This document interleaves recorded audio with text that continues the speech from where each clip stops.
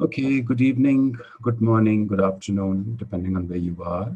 I'm very glad to see all of you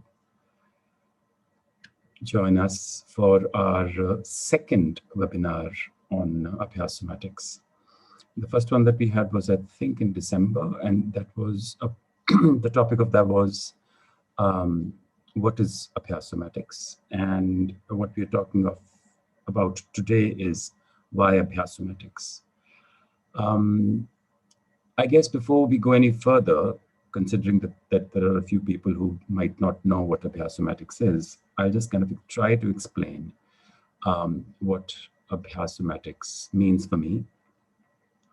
And it's a somatic practice, and there are lots of somatic practices that are becoming popular and are being taught and practiced all over the world today. And I call it Abhyas Somatics because my studio is called Abhyas, Abhyas meaning praxis. And this practice is drawn or is inspired by two of my twin practices, which is Bharatanatyam and yoga. And to this date, I can't tell which is more important for me because they both kind of feed into each other.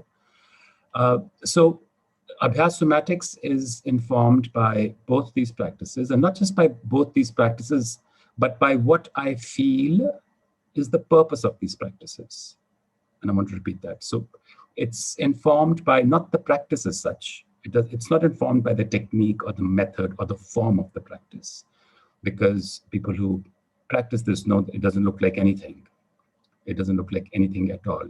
But it is definitely most directly inspired by what I think and what I have so far experienced or known to be the purpose of these two practices. And to me, the purpose of yoga, the way we do it in the tradition that I follow, which is that of Sri T.K.V. Krishnamacharya and Sri T. Desikachar from Madras. To me, the purpose of the practice is sukh or sukha. And sukh is a word that cannot be very easily translated, but it implies and it means spaciousness. The kha sound of the su, it's the su plus kha, su meaning just right or auspicious, and kha meaning space. So it is experience of spaciousness. And it's this experience of uncluttered spaciousness that to me is the purpose of yoga, and how I evoke that kind of an experience through a practice, through an embodied practice using body, breath, and mind. So sukh, to my mind, is one of the primary purposes, or the first stepping stone, so to speak, into what is known as a transformative practice of yoga. And the purpose of Bharatanatyam, or Indian dance, which is, of course, based on, which is based on the Natya Shastra and other texts, the purpose is ras or rasa, which is an aesthetic experience. And it's an aesthetic experience of sensitivity, of resonance, of recognition. It's like when my feeling gets resonated in you as a spectator, as a performer. So the rasa happens in the viewer. Rasa doesn't quite happen in the performer. So when watching you, something in me gets resonated watching you, or if you evoke resonance in me, which is aesthetic, which is poetic, which is impersonal, which is sensitive, which is deeply pleasurable, which is deeply endorsing, in which there is a recognition of my vulnerabilities and my humanity, it is deeply absorbing, deeply calming, deeply healing, and there's immense beauty in it. So that to me is the purpose of rasa. So this practice that I've devised is kind of guided by these two, sukh and ras, and it translates into, or it breaks down into body and word. When I say word, it can be word image. So image and word are both kind of the same. So in a nutshell, if you ask me what is Abhyas Somatics, the way I see it, I would say that using poetic prompts, because it requires language, I like guide the practice. So using poetic prompts, I facilitate um, an embodied engagement, an engagement with the body. And the prompts both kind of trigger um, um, how- trigger sensations, so to speak. But on the other hand, they also mirror those sensations. So there's a kind of a mirroring happening between a prompt, a poetic prompt, and a sensation. Which comes first is something that maybe we can't quite decide upon, whether it's the sensation that erupts first, or whether it's a word that matches or mirrors or even triggers it. So using poetic prompt, facilitating an engagement with the body and in the body that is deeply absorptive, calming, pleasurable, and healing. So healing, poetry, word, sensation, body, they're all kind of in some sense of a conduit, um, or a continuum, sorry. So that I would say is the practice. And we had three speakers last time who spoke about their experience. And today we have three speakers, Maria Fernandez, Namita Devdas, and Maitrika Kumari Rathore, who have been studying with me for a while. And they're going to be talking about why Abhyas Somatics. And I will have my colleague Mridupankhi Rajkumari come and introduce these three, the three speakers, and then we'll continue. So thank you all for being here with us tonight, and see you anon. Thank you.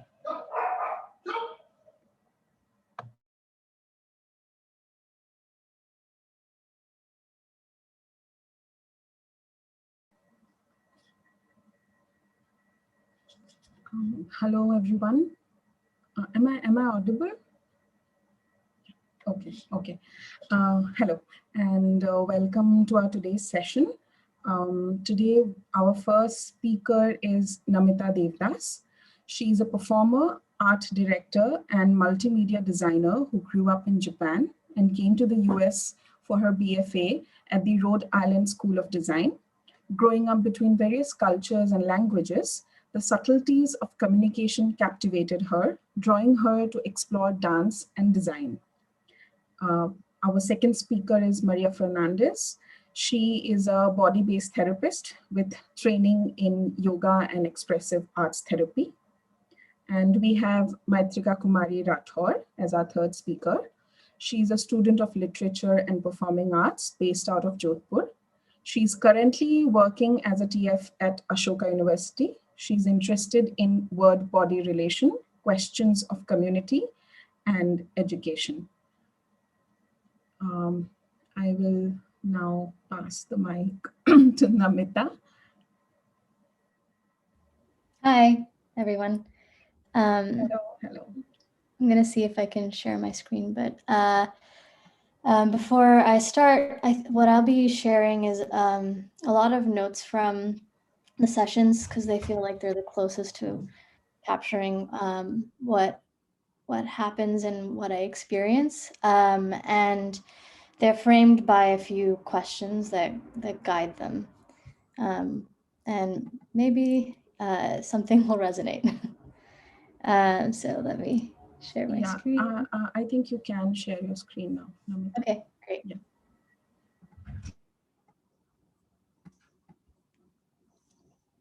Let me know if you can see my screen. Yeah, we can see. As Mridu introduced me, I have been obsessed with language and communication for a very long time. I think it comes from the fact that I've juggled a few different cultures and languages and not felt like any one thing fit me perfectly.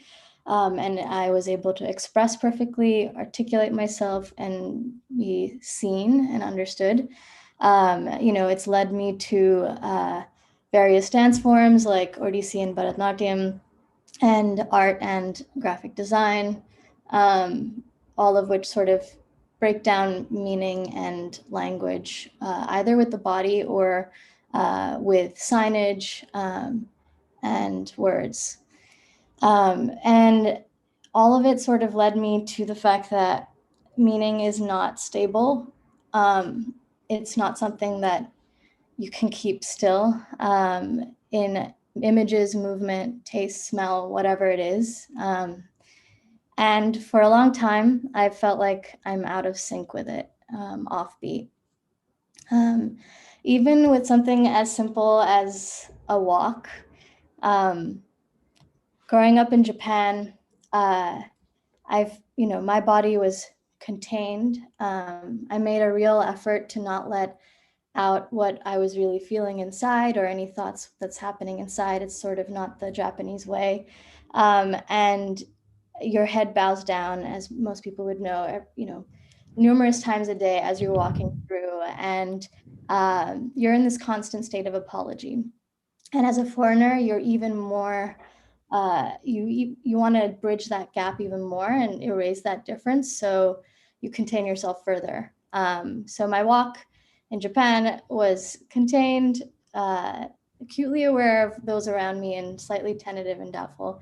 Probably not all the time, but that's sort of the overall feeling.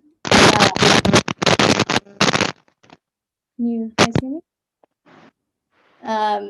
In India, I would come and visit in the summers in Kerala, spend time with my family every summer for months on end.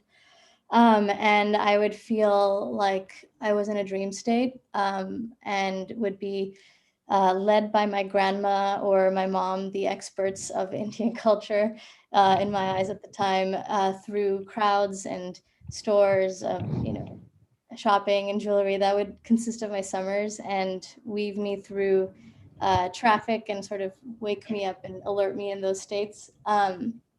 Take me to people's relatives' homes and meet them. And I either felt like I was daydreaming or on display, either with the gaze of the elder or the male gaze, or so it was sort of, my walk was maybe dreamy, submissive, and performative. In New York, completely different experience. I'm on my own. I'm doing things, with my goals in mind. It's a city, as it's kind of stereotypical, but it's a city where people walk on the streets and they put their gaze just ever so slightly off from the people they're walking with, so that they don't compromise their personal space, but that they can anticipate those that are coming fast towards them. Everyone sort of trying to get somewhere.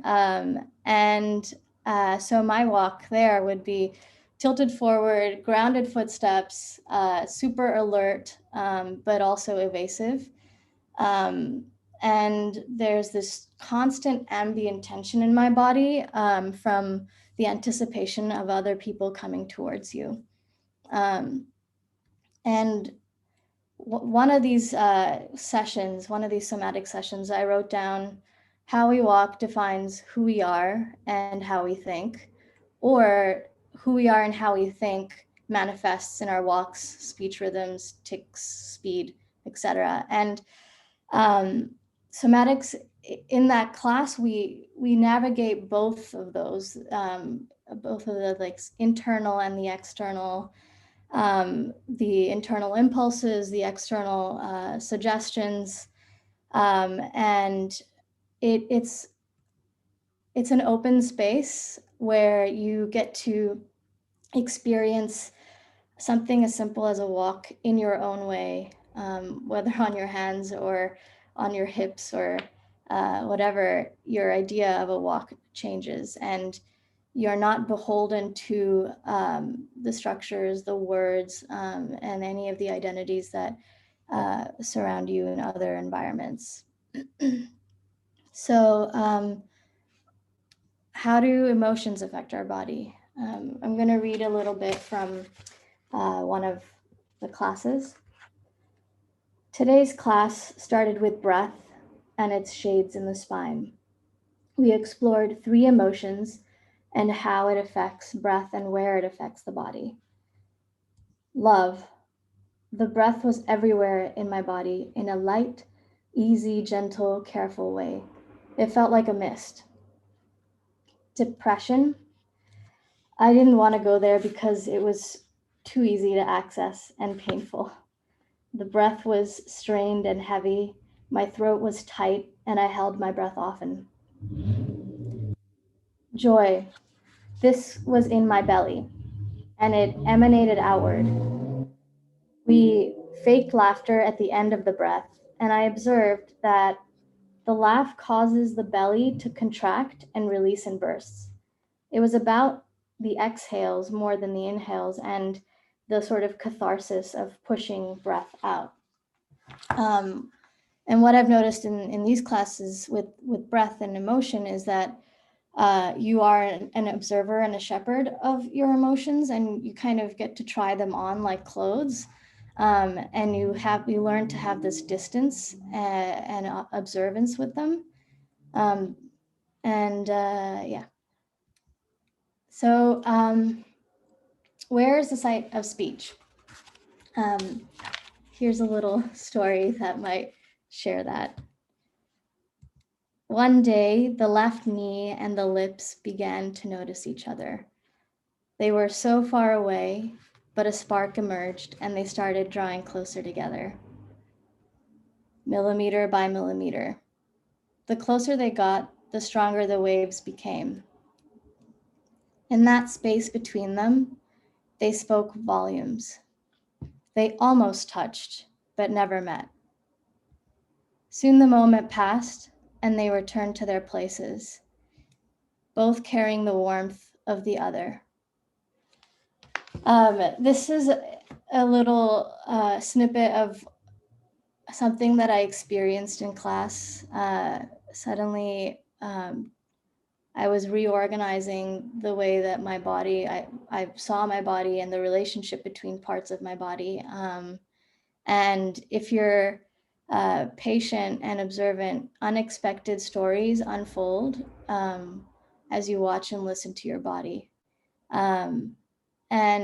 What I've noticed is, as I've said before, I've struggled with authentically expressing, emoting, especially in classical Indian dance. And I've discovered that you never know where the site of speech is. It could be directly from your brain to your hands. It could be the face sort of finding that, or it could be different body parts talking to each other. How do we navigate transitions? I'm going to read another little section from reflection from class. I'm getting to experience myself as the mango that goes from the sour green raw state to the full juicy golden state. And then there's when it shrivels and rots. I've tasted the mango at various stages between green and golden. And I know it as this fruit that has many shades, all of which I savor and enjoy. Some people only visualize the mango as the sweet, juicy golden fruit. Their expectations limit them in trying what's available. We have to taste ourselves through the various stages of life. I'm both the person I was before, but also something uniquely different with the potential of becoming anything. This struck me. I was thinking about how my husband had never tried a raw green mango coming from America. And in class, it just struck me that there are so many things in life that people they don't even conceive of as something that they can experience and have. And usually it's either that they don't know it's in front of them, that they're not curious, they don't see it, they don't pay attention and slow down enough to notice it. And a lot can be lost when you set your expectations, limitations. and what you can experience in life. So who are we? We have our patterns, whether we're conscious of them or not. The way we carry our bodies, the weight of it, the placement of the spine, where we're released and where we're tensed, all of these create characters. I've been doing the somatics class with Navtej, as well as some Abhinaya classes too. And in the Abhinaya classes, we observe those patterns in character. Here's an example where we started with the word sweetness. We brought in sweetness and it amplified my unabashedness. The sweetness began at my right hip. It drank it in and sloshed through the rest of my hips and emanated outwards. We introduced points, which made my movements more careful, tender, and considered. Then we became an animal. My animal was ruled by the snout, sniffing for sweetness. It was close to the ground and my spine was involved like a reptile or a snake. And then I ended in a tight curl, my head nuzzled into my right hand. I was surprised to find that I was both the mother and the child. A lot of these prompts are suggestions, and they kind of awaken things inside you that you don't necessarily realize you have, that we are this sort of mixed bag of characters, of emotions, of feelings that we just don't know we have inside us, and that we have as I said earlier, we have a set expectation of what our I is when it could be more. Sort of to end, I began somatics and the Abhinaya class to better understand my body and become a better performer, to harness the body as a material to communicate and express. But through these classes, I realized that it's less about making meaning and more about revealing what's happening inside you by having a sensitivity to your body. And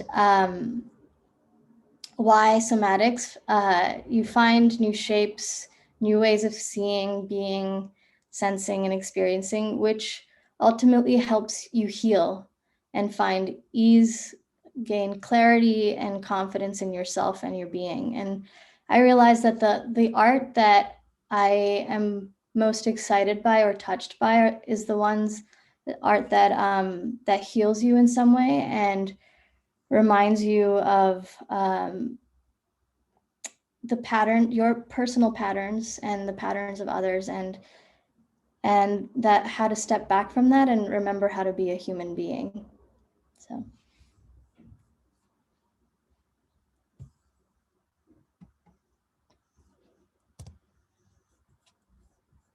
Wow, thank you, Namita. It was beautiful and moving. So I guess now it's Maria, right? Yeah. Thank you, Namita, for that. It was really beautiful. Why somatics?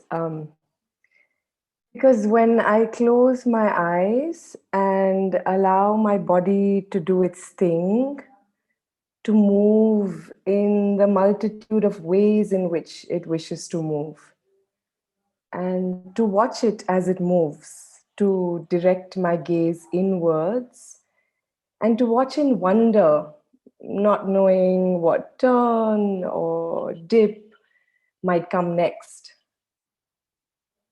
That's when I'm in a special place. I access a different world, which I don't have access to in most areas of my life. And it's a space that lets me be, that allows me to not know and not make sense, a space where I can enjoy the poetry of my body, both moving and still. in life, otherwise, I've tended to rely a lot on my intellect and the need to make meaning and make sense. And it's helped me feel in control of life's ups and downs. It often gets family and friends to turn to me with their problems that they want to make sense of. So then to allow myself this space where I don't have to make meaning, where I can just revel in the mystery of the unknown, within my body and without my body, is both, I'd say, a privilege as well as a necessity. Why somatics? Because it helps me see myself more clearly and see and allow for parts of myself that may not be as welcome in other areas of my life. So emotions that are usually termed as dark or heavy, like emptiness or sadness, that we are often told are not good for us and should be shunned or overcome. Here in this space, I can welcome them as much as I welcome lighter emotions like joy and love. And the special thing is that I can access and taste these emotions through different movements and corresponding sensations within my body.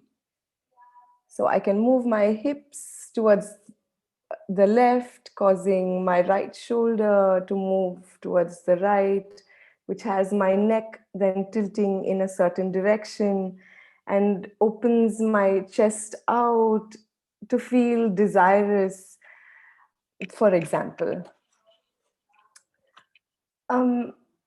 So this seeing myself as I move allows for profound internal shifts.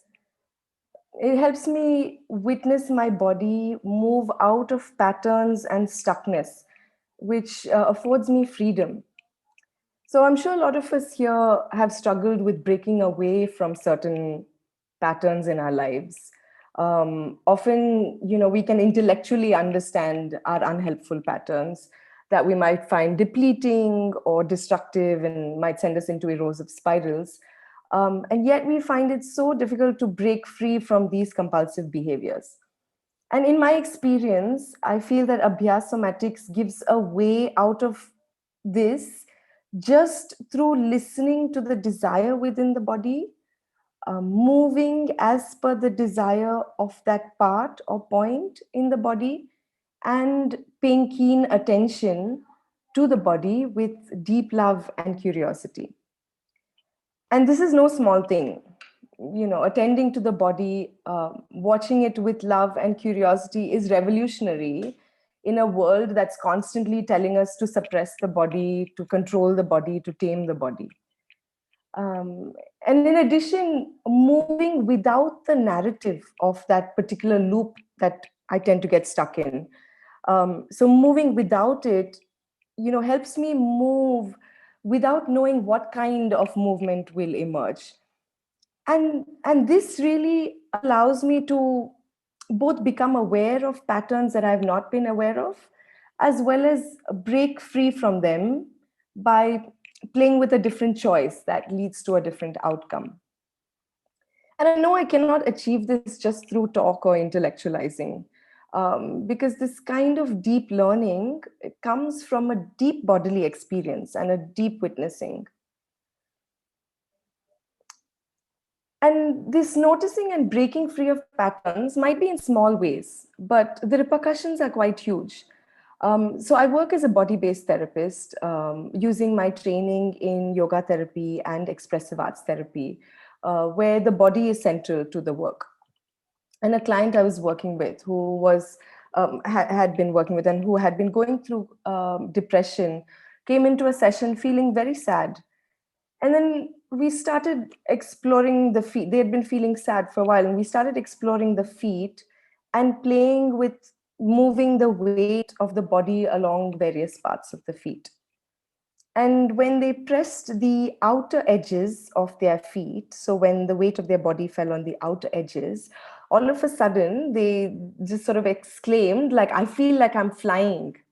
And this was such a small somatic shift, which led to a big emotional shift in that moment from feeling depressed to a sense of flying. And this is not at all strange. What I've learned in somatics from Navtej's teaching is how For example, when we keep the feet active and uplifted versus collapsed, which it can often tends to be in some parts, then that sort of upliftment and activeness in the feet also goes up to an upliftment in the pelvis, which also in our modern day lifestyles can be collapsed in several parts, which can lead to back pain and other sort of problems. But so then this sense of upliftment in the pelvis also then transfers up to the area of the upper back and the chest and the heart, and to an overall feeling of upliftment in the body and in our emotion. And just how beautiful is that? I mean, how much potential there is in the body if only we developed an intimate relationship with it. And if we tried out new ways of inhabiting the body, of allowing it to move in the multitude of ways in which it's designed to move. Our bodies are designed for so much more than we can imagine, and definitely than we use in our lives. We have 33 joints in each foot, and just imagine the permutations and combinations of movement with which we can just play with the feet. And yet we tend to keep those feet just locked up in tightly closed shoes most of the day and moving the foot around as though it was just one singular blob. So in somatics, I'm learning to more fully occupy and play with the various nooks and crannies of my feet, which in turn allow me to play with their relationships with my hips and spine and arms and head in numerous ways. In Abhyas Somatics, I give my body full permission to move in new ways. And as I become more intimate with my body in this practice, I also learn how it wants to sit and stand and lie down with more ease, with a feeling of greater spaciousness and freedom, with the ability to use and move its bones and joints and muscles in multiple ways. And in turn to play with various emotions that it experiences and to taste new ones as well. One of my journal entry in the early days after the practice reads, "My body knows what it wants, where it wants to go. It has always known. It is in tune with pleasure, with desire, working through pain. Indecisiveness comes from the thoughts of my mind and not from the sensations of my body." Why somatics? Because it teaches me to choose the way I gaze at myself from the inside. So a gaze that is harsh and stares me down, or a gaze that views me with shame or guilt, makes me feel very differently from an internal gaze that's laced with kindness and curiosity. And I realized that once I could shift my internal gaze upon myself into one that was more loving and appreciative, I just enjoyed myself more. And once I enjoyed my own gaze upon myself, I started to enjoy both my Maria-ness more. And also I became more okay with being seen by the outside, by others as well. So for me, my work with body-based therapy is about experiencing our wholeness, all parts and shades of us, including those that we are otherwise told to shun. And while observing how all these emotions play out in the body, feel in the body, and play out in interaction with the space around us.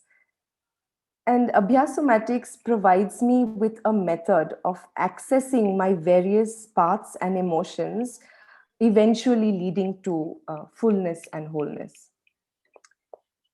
But above all, this practice gives me everlasting hope, I'd say, of knowing how to access at any point a state of feeling more than okay in life, no matter what is going on, how tumultuous things are.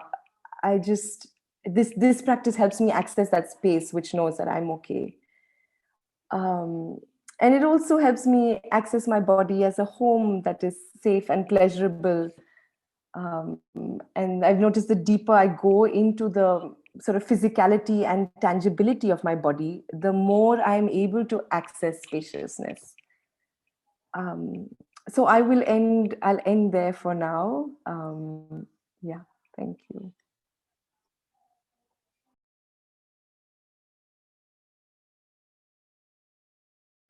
Wow. Thank you, Maria. Thank you very much. My goodness. Okay, now I invite Maitrika. Hi, I just wanted to ask Mridu, how are we doing on the time? Yeah, okay. We are yes, okay. yes. We are fine. We do have time to, so we can carry on. Yeah. Yeah. And I just want to tell the listeners it's only downhill from here. The best is over. So I've been so hungry today. Like I've been eating ghee makhan malai, like thinking, what can I give? What can I talk about? What can I give from my body that is worthwhile and of value? Because there's so much, but then there's words are not enough. It's good to get that out of the way before like, talking about just using words to describe this bodily experience. Just today, a friend of mine had posted something on her Instagram story, a question saying that if we didn't know, if we hadn't been taught about love, if we hadn't watched all these films, seen all these ads, and been advertised love in a certain way, then how would we have loved? And I was surprised by my own answer. I said I don't know at all, but from the beginning I would have loved everyone, and I wouldn't have thought of as this one special person or like one human being. Like you would love things and how we love as children. We love our feet, we love our knees, we love dirt, we love the sky, and just that bounteous nature of life and love is accessible to us through our bodies, and somatics is a way to touch upon that and feel that. Why somatics? Because to learn how to trust ourselves, to feel more powerful, to believe, and especially as women,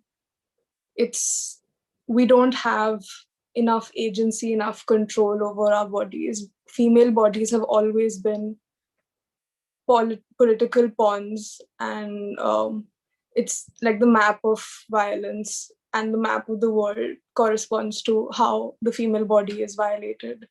And to be able to say no, to be able to draw boundaries, to be able to use one's voice when you're trained to do otherwise, when you're trained to be obedient, when you're trained to be silent, when you're trained to endure, to feel pain, whether that's while you're experiencing periods or anything at all. You're just told that this is a woman's job, and women are so strong, like they can feel everyone's pain, and that's what keeps a family together. But that's just bullshit, and we have to learn to trust our own bodies, and once you start doing that, you feel so much power and so much joy and so much pain, but it's all like linked together. You just realize the extent of your own ability to feel and connect with other people.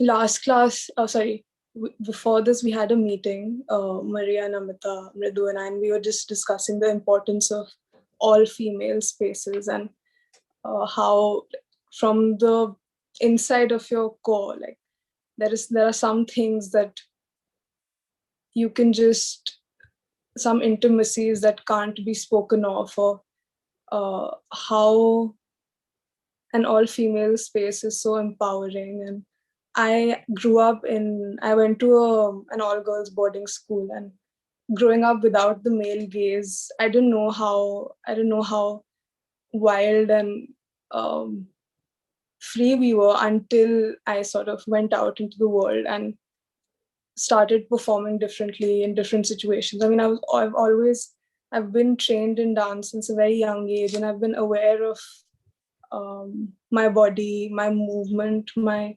performance in life and on stage.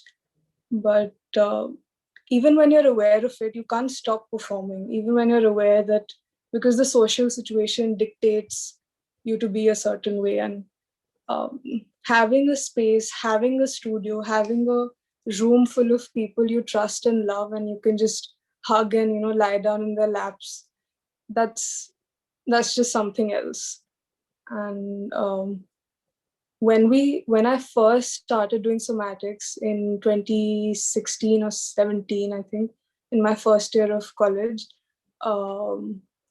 we would start with our eyes closed, and all we would do is go up and down, or we would, like, point by point by point, even a little movement of a finger would count as one movement, and you're supposed to, you imagine what the scope of the movement is before you execute it.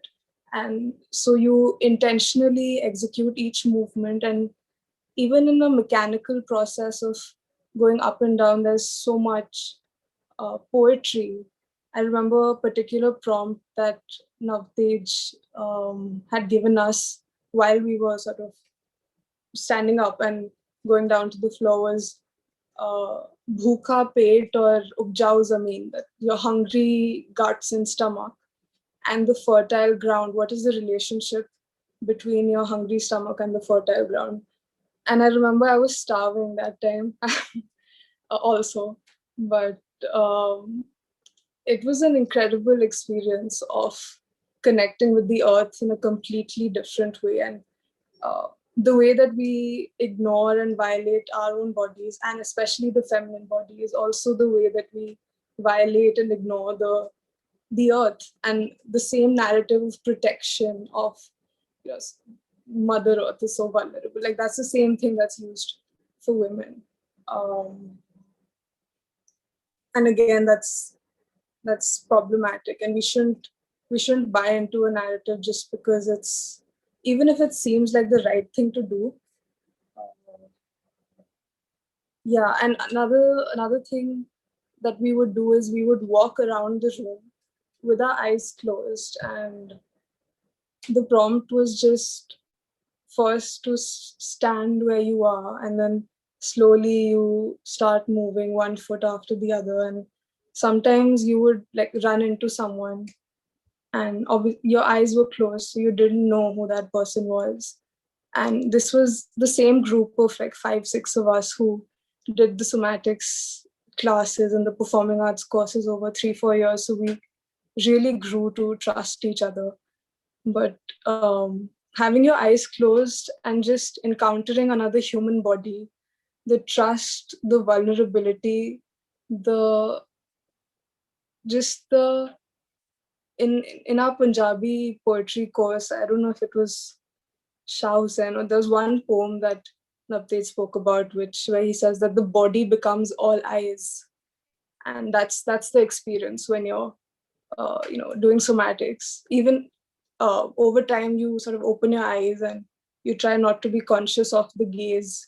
Your body is all eyes. You're so aware and so sensitive, but there's no pain. It's just super sensitivity, and it's not even subjective. It's like you're one with the surroundings. You're sensitive to the floor. You're as sensitive as the floor. You're as sensitive as the curtain is to the wind. You're as sensitive as the weeds are to the rain, and I obviously, like, take this practice, like, I use this practice to further my performing arts training and my to think more about performance. So when we would do the practice, Navtej would always ask, like, what is the impetus? Where's the stimulation coming from? And any kind of aesthetic formulation any mudra or anything, any movement of the hand, if I impose an idea of linearity and sort of make a mudra, I don't feel anything and the audience doesn't feel anything. But if I'm to allow the touch to express itself through poetic movement, it's sort of the sukh, the ras, everything combines and it becomes one. I started doing the practice as a means to learn more about performance, but it impacted also the way that I was engaging in academics, the way that I was questioning theory, the way that I was writing theory, and the way that I was arguing in my papers, because I began to look at my body as as a legitimate source of knowledge. And we have this intuitive, inbuilt evolutionary genius, and everything that for millennia, I mean, the atoms and the nuclear energy that's inside of us, it has evolved from the Big Bang, from the stars, from the oceans. And I'm reminded of this other line that Navtej had mentioned, that मछली के अंदर से समुंदर नहीं निकलता, that the ocean doesn't get, like, the ocean is always inside the fish. And similarly, the experience of that star, or of being a star, of being a meteor, of being the ocean, it's always inside me, and it's always inside you, it's always inside all of us.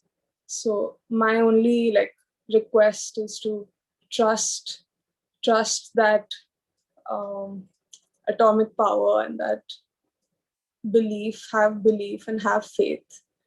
And yeah, we are made of the same poetry and the same stuff, and it's really powerful. Yeah.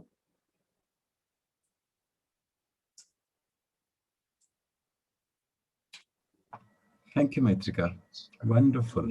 This is quite amazing. This has been such a treat to listen, because generally it's I who ends up, well, no, I end up speaking a lot and then I just hear feedback. But these are reflections and they're so rich and so rewarding. And, I think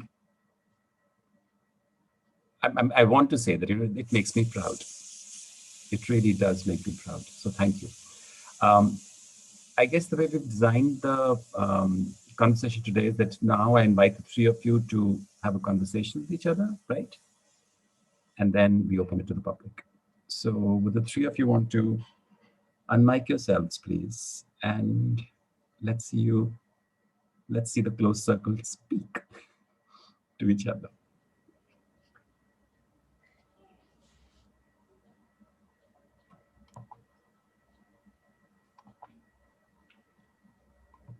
I want to ask Namita something. How did you decide on the colors and the visuals? Because it was so impactful and beautiful.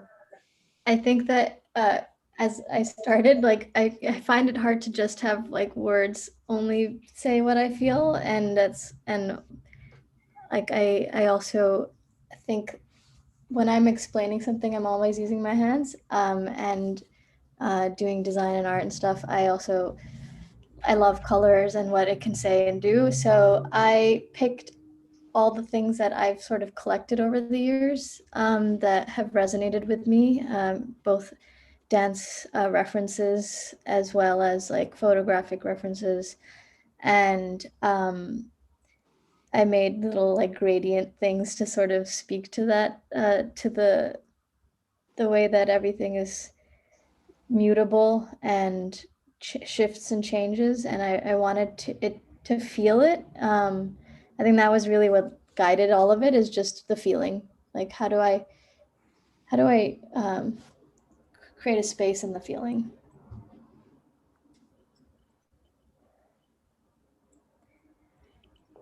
Something that we have discussed, the three of us, a lot.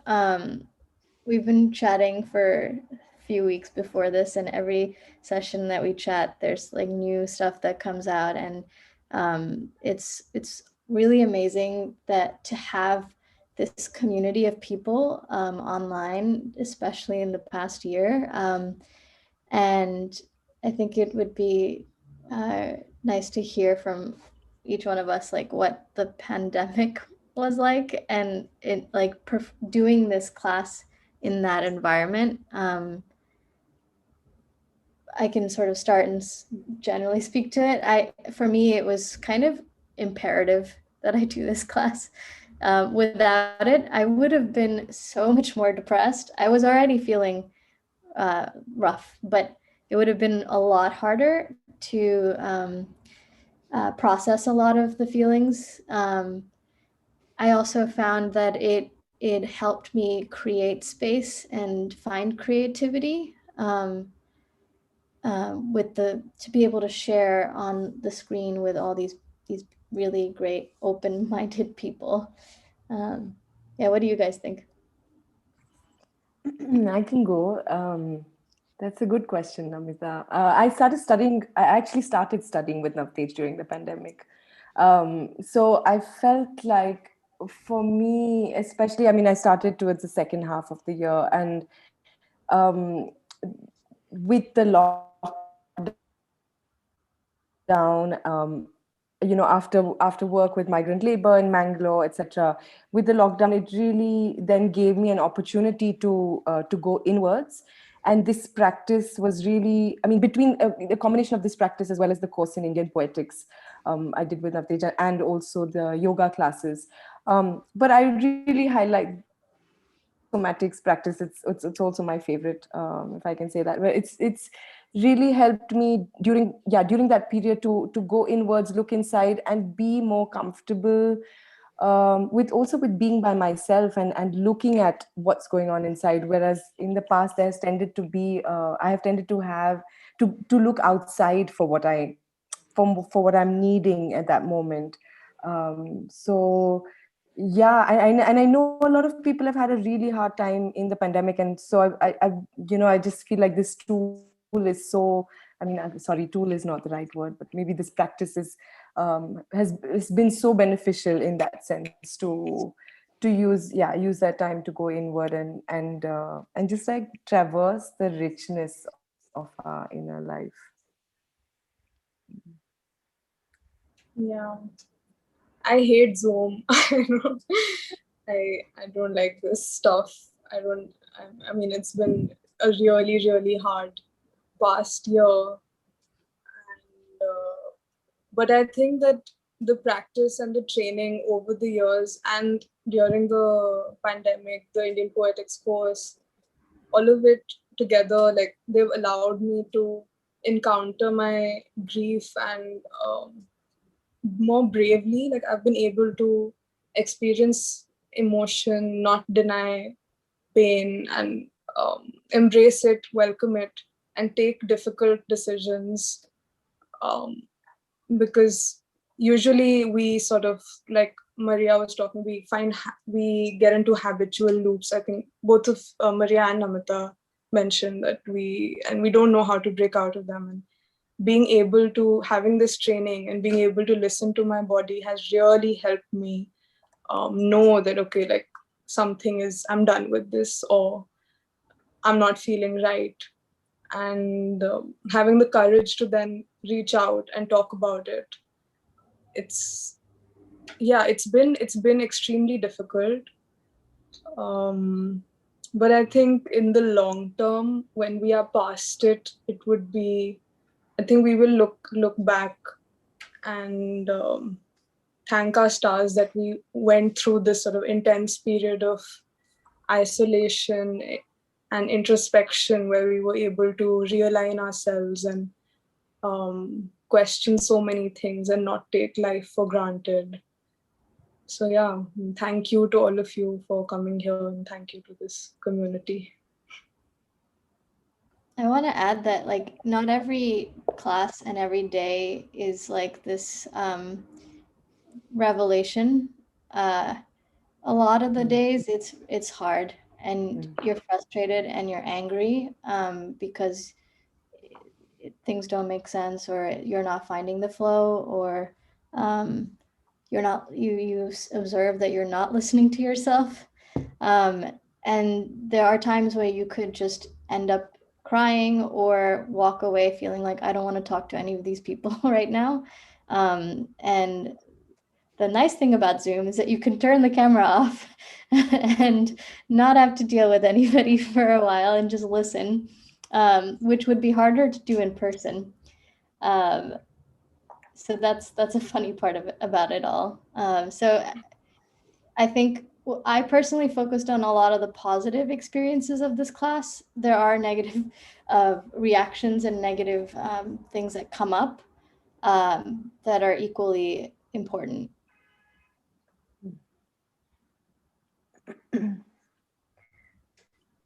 I think Namita, what you just said about also the frustration with speaking is making me think about this question about words, and because so for everyone else also after the practice there is the option to share your experiences, or share whatever you want to, and so to use for us to use words to our experiences. And this is something I can find sometimes it's made me aware of how words make me quite anxious, or can make me quite anxious. And when I use words, I feel a lot of pressure to make meaning again and to make sense of things. Whereas when I'm able to be in that state in my body without the use of words, or making meaning in that way, it's just, I find it so much more pleasurable. And so I'd love to hear more about what the two of you think also in terms of the body and word, or word/image, as Navtesh said. Can I go? Yeah, no, I think not speaking is pleasurable, but also like not needing to speak is pleasurable, but also finding the right word for your experience can be so revelatory and freeing.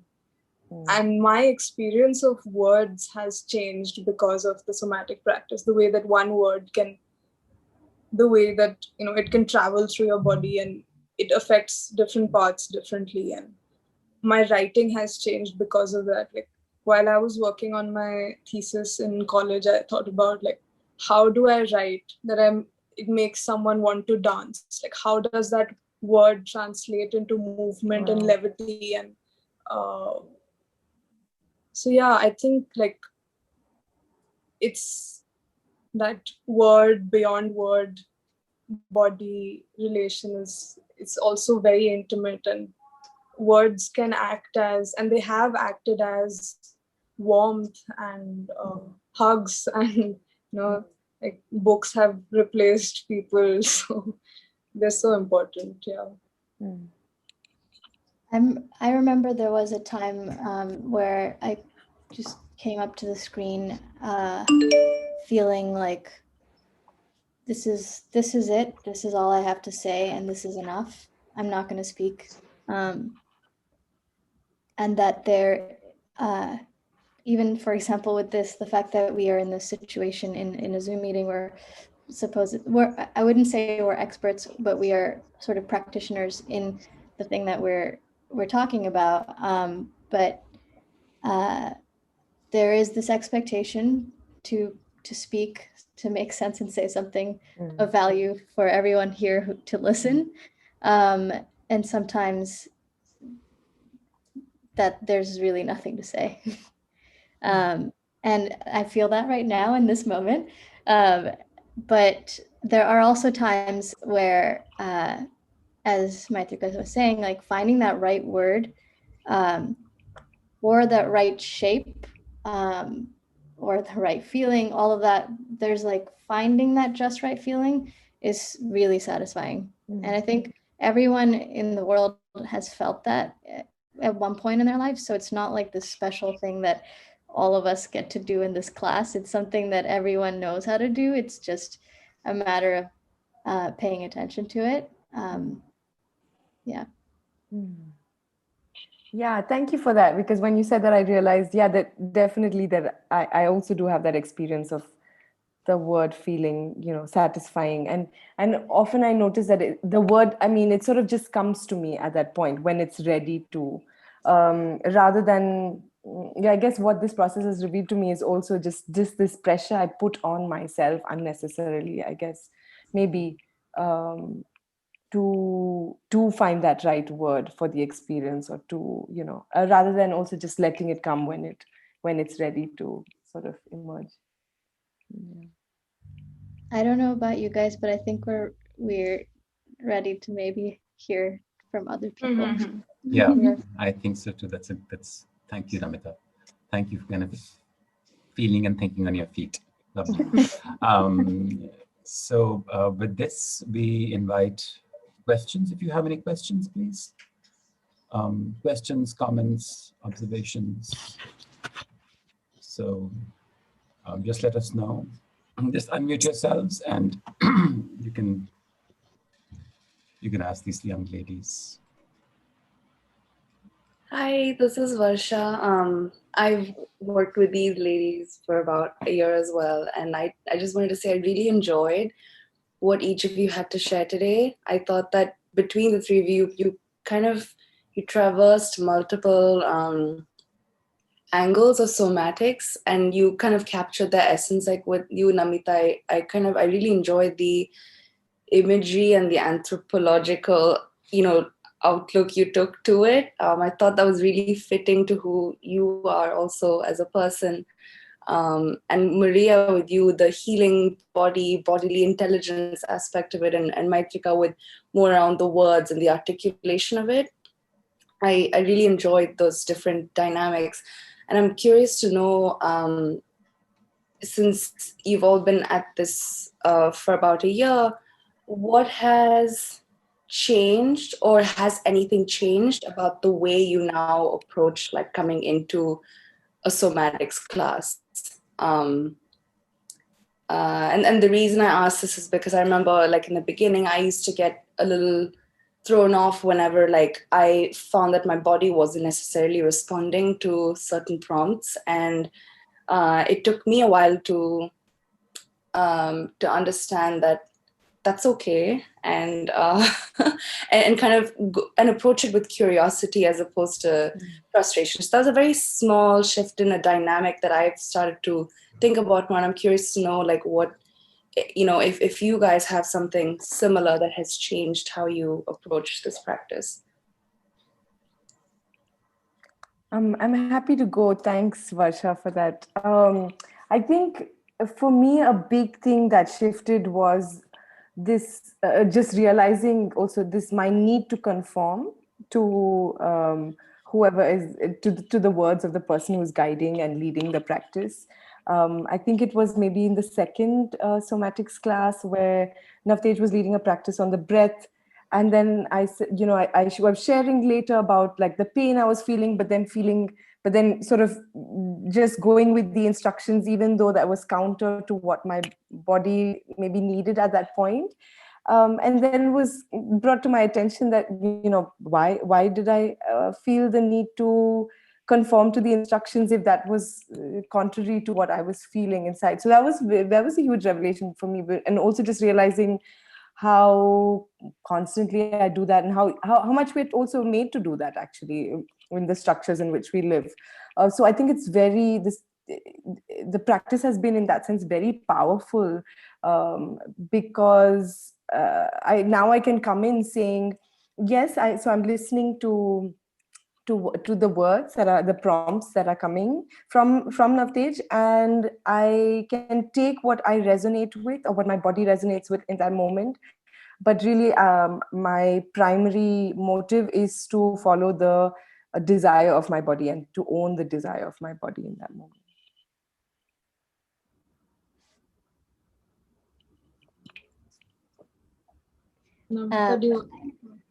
I can kind of speak to it and keep it short, but like earlier last week, we were working on levels and going up and down. And as Maitrika said, like that's sort of an exercise that we do where we change levels. but we were also shifting our weight from our left foot to our right foot, something as simple as that. I was very slow in how I was moving, and I was really trying to find a smoothness between being up here and then down here. And I found that as soon as I got to this middle part, I really had a hard time with my body trying to get it to be smooth. In that moment, we were also playing with our voice and expression.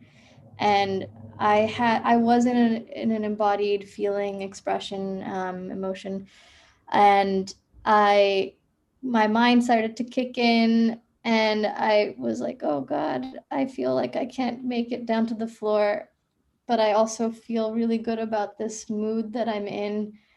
And I ended up actually using the discomfort of that moment to even give it the emotion a bit more, and the mood that I was in. Like I just was honest with myself and said, okay, right now that's what I need. So it's okay if I maybe even cheat and just like go to the floor quickly. Like if I need that, that's fine.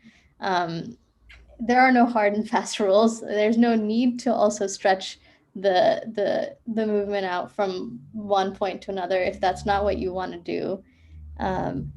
And just being aware of that is a constant struggle to remind yourself constantly that it's okay.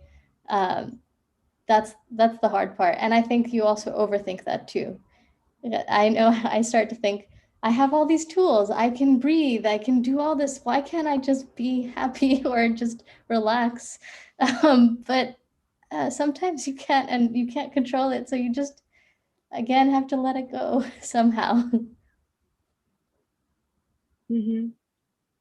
I honestly don't have an answer to that question. I think every day is so different, and maybe like once we're past this phase, I'll be better able to see how it impacted me or how I changed through it. But over the years of practicing somatics, I have shown up differently. But what does make a difference, a huge difference, is also how the other participants of the class show up. And when you guys are being vulnerable and honest and okay with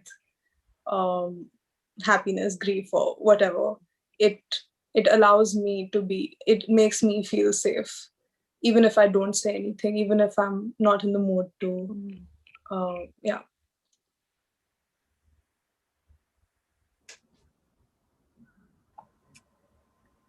Thank you. Any more questions? Does somebody want to ask something? I have one. Go ahead. So we just spoke about how words can be problematic, and sometimes Maria said where there is a need to find meaning, and that can stress us out. And having said that, I'm going to ask you to use words, because that's the only medium we have to understand each other. To use words to describe what it means for you to listen to your body. Where am I coming with that question? There are different things thrown around, like you need to listen more. We have training at work. We'll have a 1 hour training saying you need to listen more. And I've realized to be able to listen takes years, to be able to be aware of your own emotions, of the other person's mental state, what they're saying, all of that. And so I'm coming with that question to listening to the body, because I've heard a lot about it, and I don't fully understand it.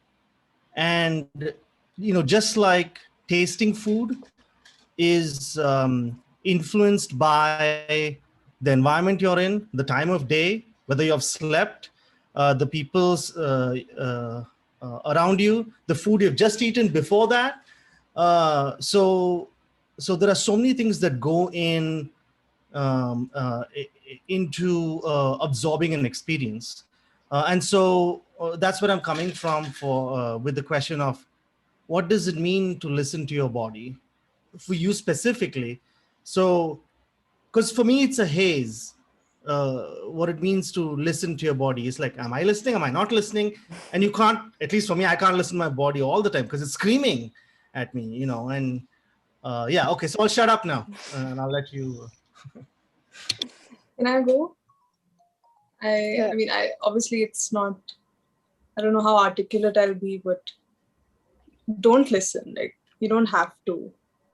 And even to other people, especially to other people, don't listen to them. Like, most of the time they're just projecting their desires and their insecurities and stereotypes on the situation. So have like a big reserve of indifference for the world of people who don't care about you, and that's completely all right. And it's important to make yourself feel safe. And about listening to one's body, listening, like just changing the word can help. Maybe like instead of listening, just feel what you're going through. And you don't have to have a word to describe what it is that you're feeling. Just something in your arm, maybe your leg feels heavy, or sometimes I feel fat. Like that's a feeling. That's also listening. Yeah, no pressure. Take the pressure off, I would say. I think like jumping off of what you just said, the like changing the word, sometimes it's just noticing and observing and not listening, just looking at it dispassionately. Recognizing. Yeah, so I guess there are multiple words you could use to kind of speak about the same thing. And there's also no one way of finding that. That's part of what I think we all sort of touched on today, is that even in a class with Navtej, I can sense that he's finding his words as he's doing it. Like he's also in a somatic practice with us, even if he's guiding it. And that I also don't have to listen to him too, even if he's the one that's created the space. One thing that you said was something about the workplace that resonated with me. I work in New York at an agency, and I have to deal with all these other people. I have to deal with client asks, and just there are so many days where it's frustrating, and I have had to learn. I think somatics has actually helped me learn this, but something that I already maybe do, but when somebody's angry and saying that the thing that you've made or the project you've delivered isn't right, kind of step back and see what maybe they're going through and where they are coming from, as much as where you are. And when you start to see that we're all just people who are reacting to things, and to reacting to the things that are around us, we just start to see each other as humans and not as these little bits that kind of come together to make something. I don't know if any of that makes sense. Cogs in the machine. Yeah. Yeah, also just adding on to the list of words, I think the word that works for me is sensing. Just because when I close my body, when I close my eyes, it's just very easy for me to sense what's going on inside the various sensations. And I think in that sense also, listening to the body is, or sensing the body, what in my experience has been different from just being with my thoughts or intellectualizing something or being sort of stuck with an idea of the thing. And so just kind of staying, watching and allowing for what emerges. But Goldie, since you're my brother, I can also tell you to just come and join the somatics practice and you'll have more to that. Yeah. I somehow guessed that F stood for Fernandez. Sorry. But I also want to. Can I say something? Yeah, please, Metra, go ahead. After you. No, go ahead. Up, jao, pehle main. I was just saying that you said that, if you start listening, it's your body screaming, and that's true. Like, it can be so difficult, especially, we all suppress and hide from ourselves, and it can be like a flood coming at us, but we must sort of know that you can hold yourself and come out through to the other side. Yeah, I think when you just said that, it made sense to me. The holding yourself, something we talked about this week was, and I talked about this in my chat too. The mother is in you somewhere that's just like there to hold you and take care of you. And if you just listen to that mom and listen to that part that's like, I'm tired and whiny, like I'm tired. It's okay. I'm tired. And accept that. And usually when you accept it, things become easier. And whatever it is that you're running away from actually just like goes away. I think does somebody else want to say something? May I? I'm Anubha. Hi, Anubha, yes. Hi.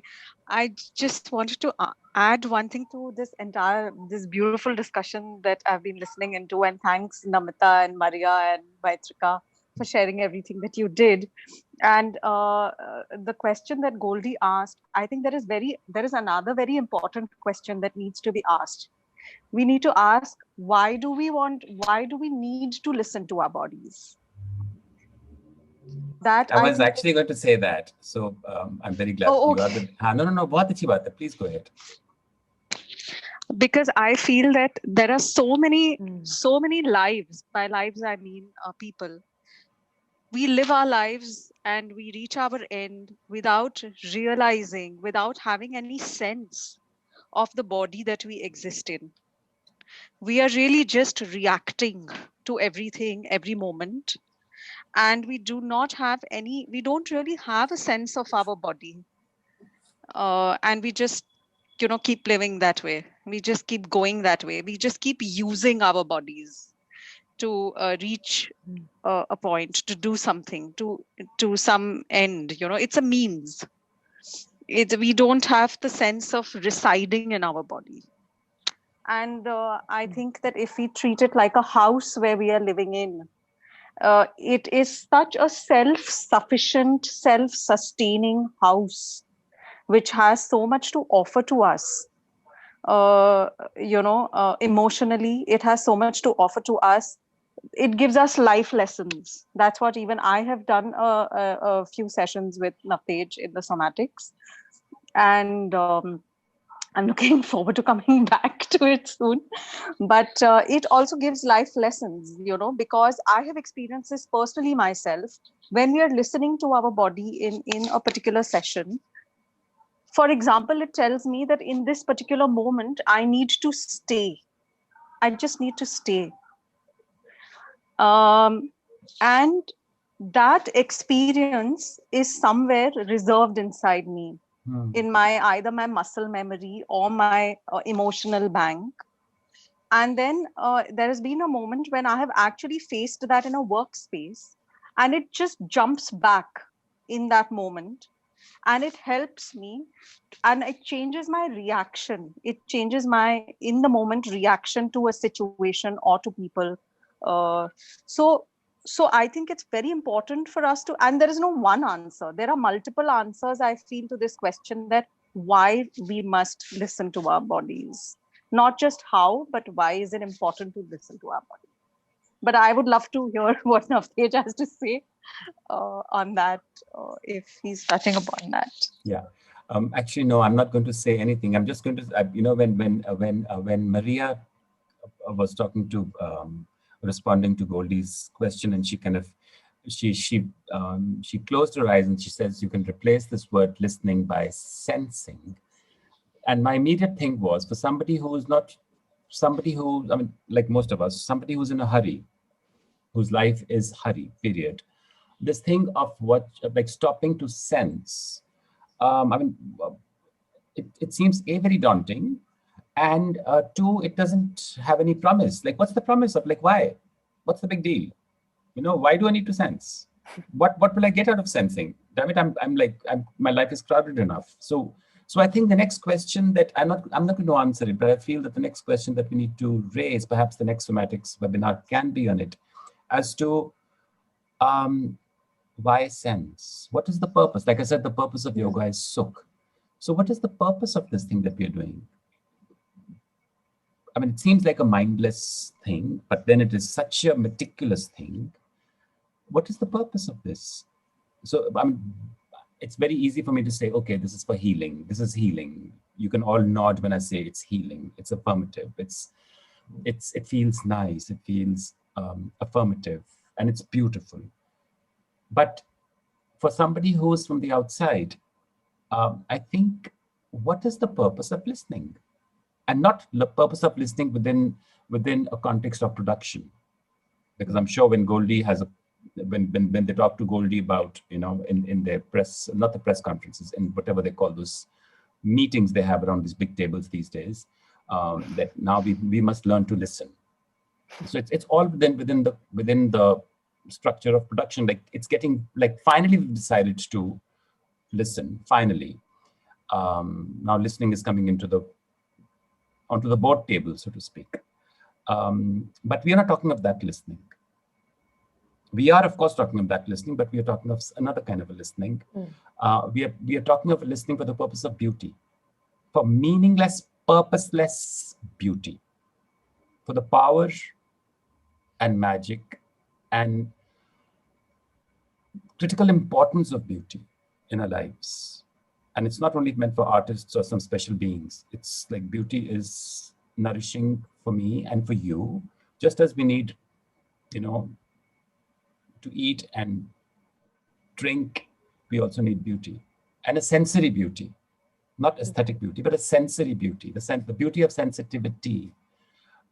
So I think, Mridu, let's take a note on this. I think our next webinar should be on why listen. What's the purpose of listening? Yes. And what's the promise of listening, rather? What's the promise of listening? We're all talking of these things, and it's so thank you for this wonderful conversation, people. Really, it's so heartwarming for me. So thank you.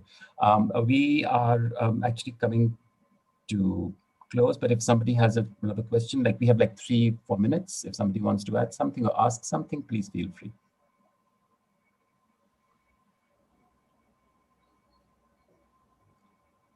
If not, yeah. I'm fairly new. I'm Shodini. Yeah. Hi, I'm fairly new to Abhyas Somatics, but I'm extremely grateful towards all of you for sharing your experiences. And I feel, something that really made me think was, it was beautiful how Namita put the visuals together with her experiences, because I also come from a design background, but I've been trying to explore movement and design, and I've been a little apprehensive about what somatics really is about, but it's been so beautiful to hear your experiences, and it's almost given me a sense of I could almost sense a session through your experiences, through what you've shared, and I've been a little apprehensive about exploring this, and hence I thought it would be a good idea to hear you out. But I just wanted to say, is it if it's something that anybody could explore, because I've sort of, been in two minds about, should I attempt it or not? Should I try out a session or not? Is it, so what would you have to say about that? I mean, if it's open to all, whether there's any prerequisite that you need to be able to come into a session, or yeah, that's it. Thank you.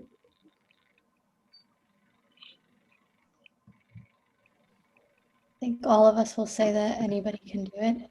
The kinds of people that usually end up in the room really vary from, in terms of age, as well as professional background. Not everybody's a dancer or a theater practitioner or anything. Like it could be a therapist, a psychologist, just a human. Anybody's a human that wants to feel what it feels like to be human, and remember what it feels like to be human, to remember what it feels like to be a kid again, to explore that they can be other things than themselves. Yeah.